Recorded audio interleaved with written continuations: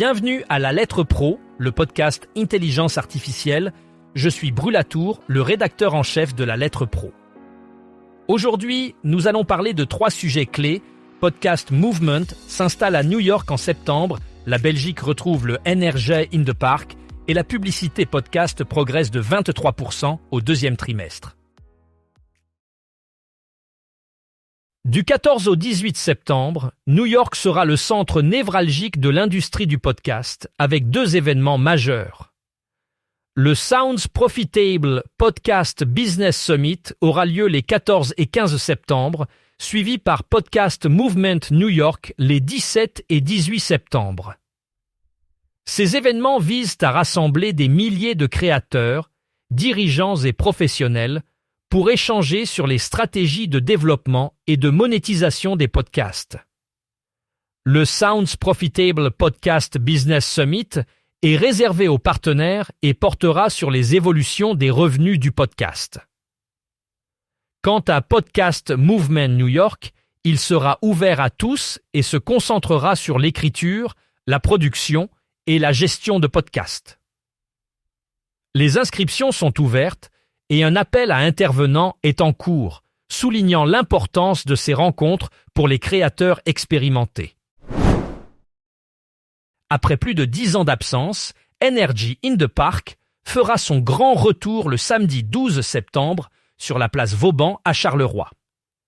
Cet événement, qui s'inscrit dans les fêtes de Charleroi des 11, 12 et 13 septembre, sera entièrement gratuit.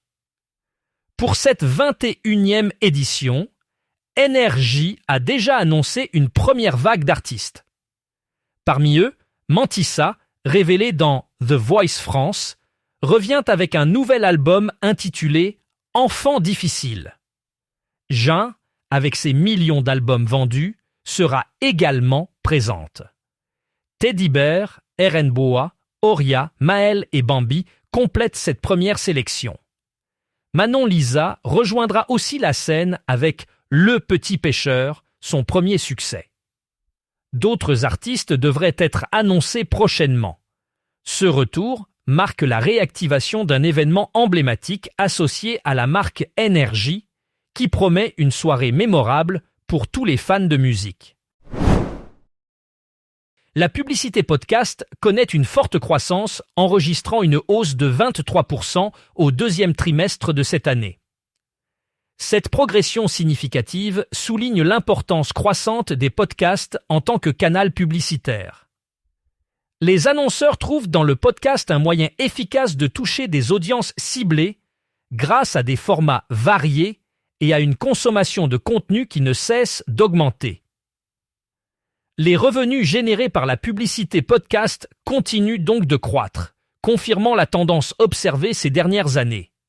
Avec cette dynamique positive, les experts prévoient que le secteur des podcasts continuera d'attirer davantage d'investissements publicitaires dans les mois à venir.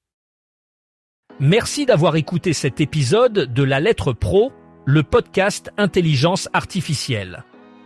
Pour plus d'informations sur ces sujets et bien d'autres, rendez-vous sur notre site lalettre.pro. Vous pouvez également vous abonner à notre newsletter quotidienne pour ne rien manquer de l'actualité professionnelle de la radio et du podcast. À demain pour un nouvel épisode.